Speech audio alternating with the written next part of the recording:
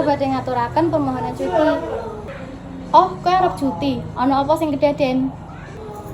Nggih Bu, kula nyawon cuti kangge ngrawat ibu kula ingkang kondisinipun sehatipun menurun.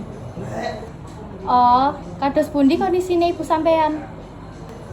Ibu kula sami kahananipun sami seger, nanging perawatanipun mbutuhake perhatian langkung. Ya, kula ngertos, nanging pinten dangu sampean badhe cuti?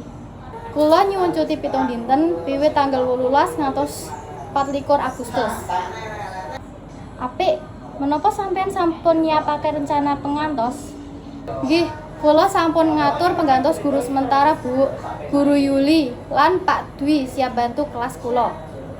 Mboten dados masalah menawi sampean wis nyiapake penggantos. Nanging pangapunten menawi kula pitaken napa siswa-siswane saged ngertos. Nggih, kula sampun ngandhani siswa sedurunge lan ngaturaken tugas-tugas kanggo ndukung pembelajaran sajrone kula cuti.